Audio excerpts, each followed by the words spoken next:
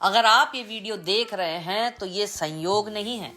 आप एक साधारण इंसान नहीं हैं, आप एक दिव्य आत्मा हैं और ईश्वर के बहुत ही समीप हैं।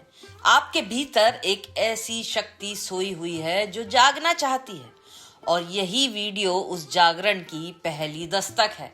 आज जो आप सुनेंगे वो साधारण ज्ञान नहीं है, वो रहस्य है जो शास्त्रों में संकेतों में छिपा है, जिसे साधक वर्षों की साधना के बाद समझते हैं। अगर आप अंत तक बने रहे तो संभव है आपकी साधना की दिशा हमेशा के लिए बदल जाएगी। शास्त्र कहते हैं मनुष्य केवल ये शरीर नहीं है, मनुष्य 3 शरीरों से बना है। स्थूल शरीर जो दिखाई देता है, सूक्ष्म शरीर जिसमें मन, प्राण और चेतना रहती है, और कारण शरीर जिसमें पुराने संस्कार छिपे होते हैं। लेकिन ध्यान रखिए, साधना स्थूल शरीर में नहीं होती, साधना सूक्ष्म शरीर में घटित होती है। और यही कारण है कि दिन में ध्यान करना कठिन लगता है, मन भागता है, शरीर बेचैन रहता है और ध्यान बोझ जैसा लगने लगता है। लेकिन एक समय ऐसा आता है जब ये सब अपने आप शांत होने लगता है। उस समय को शास्त्र कहते हैं ब्रह्म मुहूर्त।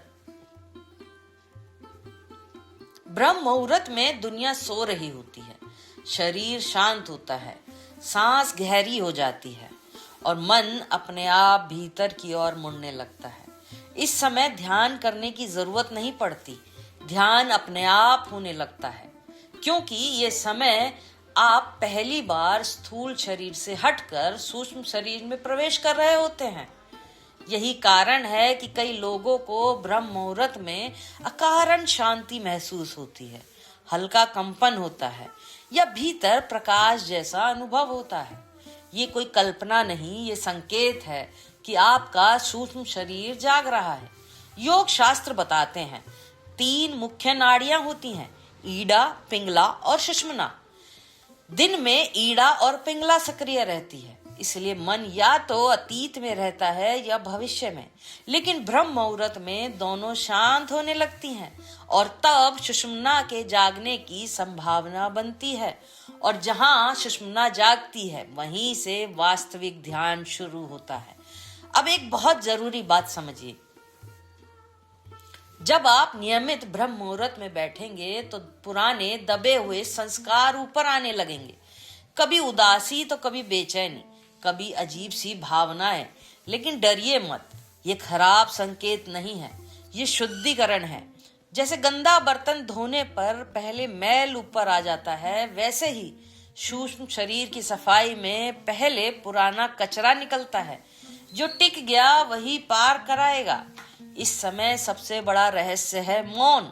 बोलना मत, सोचना कम करो, सिर्फ शांत बैठो। शास्त्र कहते हैं ब्रह्म मुहूर्त में मौन ही मंत्र है, और इसी मौन में एक छोटा सा संकल्प लो, आज मैं जागरूक रहूंगा, या मैं भीतर की शांति को नहीं भूलूंगा। बस इतना सा, कोई भारी लक्ष्य नहीं, कोई दबाव नहीं। याद रखिए, जागरण का अर्थ कुछ नया पाना नहीं, जागरण का अर्थ है जो झूठा है उसे गिर जाना, जो भारी है उसका उतर जाना, और ब्रह्म मुहूर्त इसी गिरावट का सबसे आसान द्वार है। अगर ये वीडियो आपको छू रहा हो तो समझ लीजिए आप तैयार हैं।